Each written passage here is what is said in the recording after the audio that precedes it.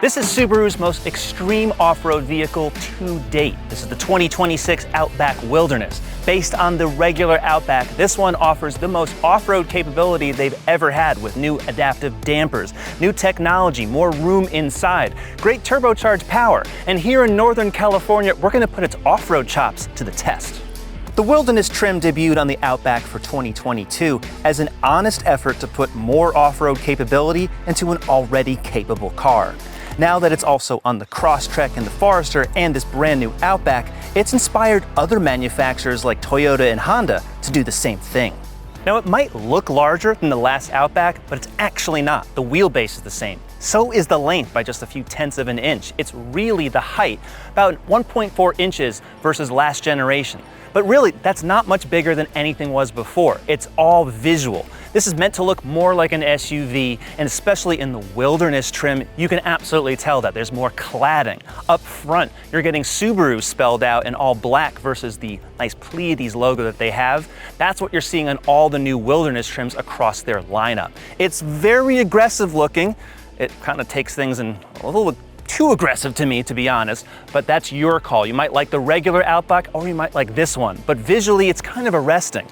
This one has the geyser blue paint, which is exclusive to the Wilderness. You'll notice those gold touch points on the roof rack, which does support up to 800 pounds with a static load. That's where there's actually new integrated tie-down points, so you don't have to really take the rope to the front of the hood anymore. That's a nice feature. There's still the same fog lights, which have that kind of Gatling gun LED appearance. Those are also outlined in gold. And out back, there's a lot of trim pieces that are sticking out more. Subaru says that these two little black pieces on the hatch are actually for snowboards or skis or other gear that you want to rest against the tailgate without scratching the paint. There's also a new texture around all that body cladding, and there's a ton of it on this Wilderness that's supposed to actually help in aerodynamic drag.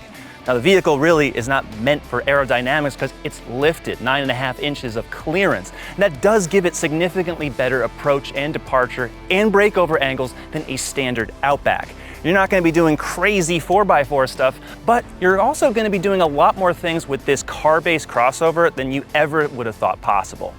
What I like about the Outback Wilderness is that they were the ones that started the whole off-road trim movement of the 2020s. The Outback came out for 2022 model year as the Wilderness trim, and they didn't just bring the extra hood decals, which is there for anti-glare, or those gold touch points, which are there for the roof rack to show you where to tie down all those nice points for your cargo.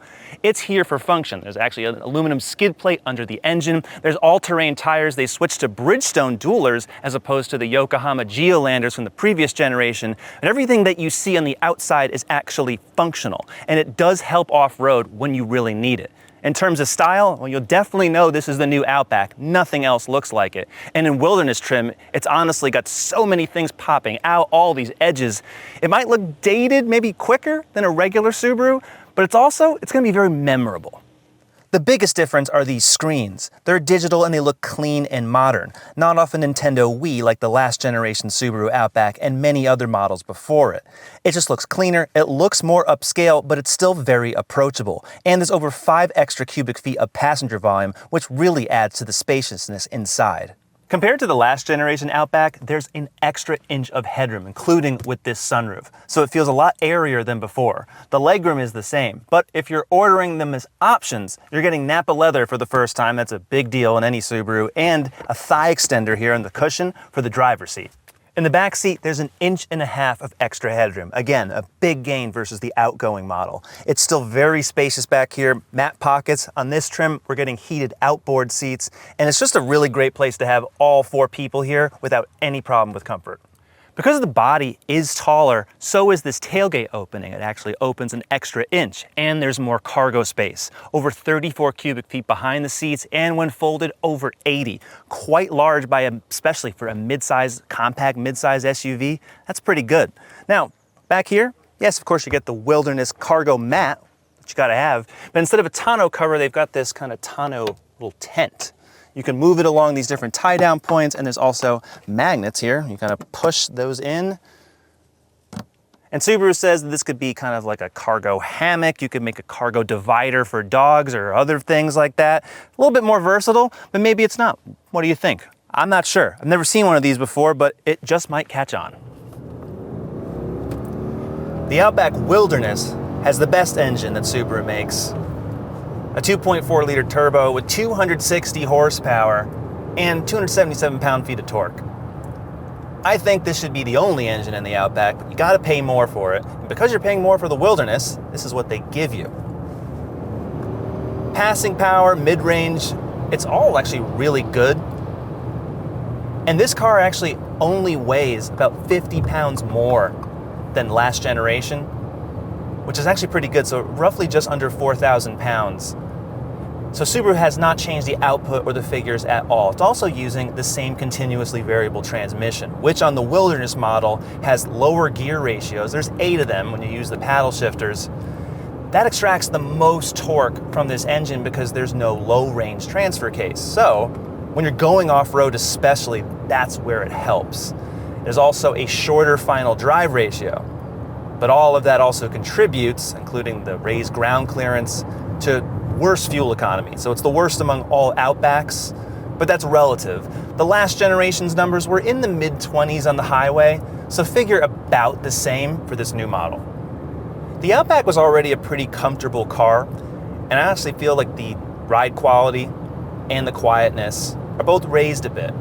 Now Subaru's added electronically adaptive dampers for the first time ever in any of their cars, and it's supposed to help when you're on-road, especially off-road. We're gonna get to that bit later.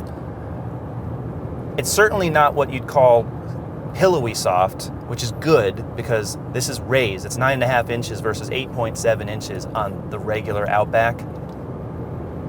And like before, there's not a lot of noise from these all-terrain tires. They've actually switched brands.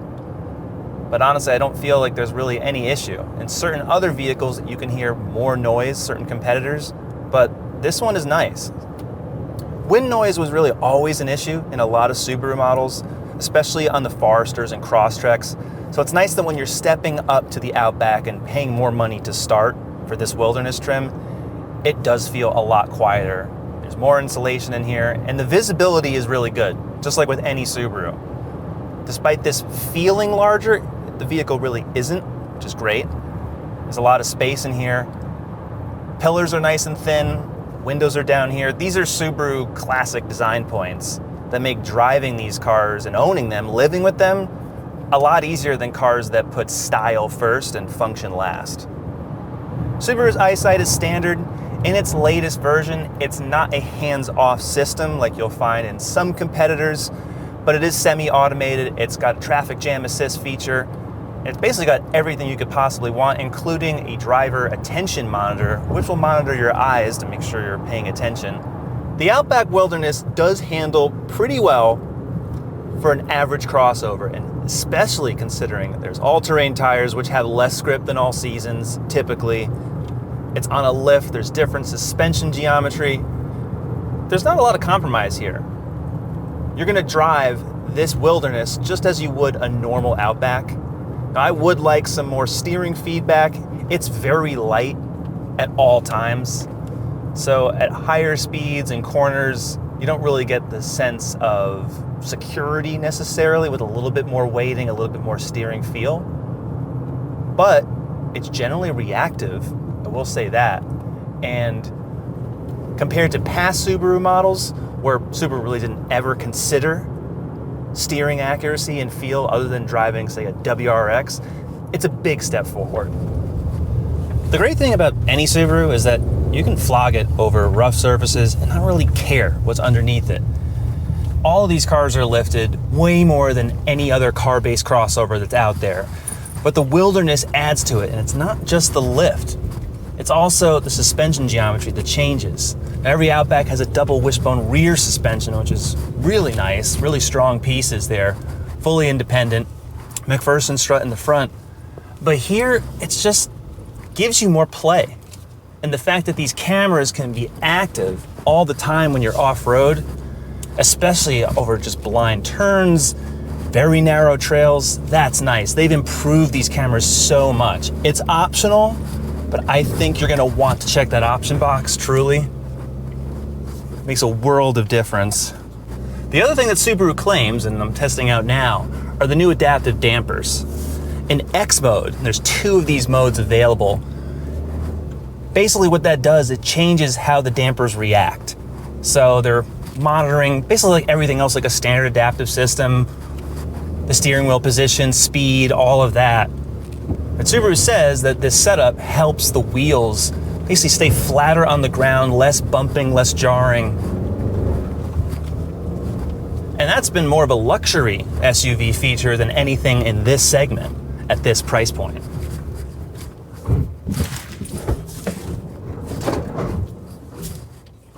And you just come right out of that. It's fun. You know, if you're not driving a Subaru and you're having a bad time, I don't really know what to tell you.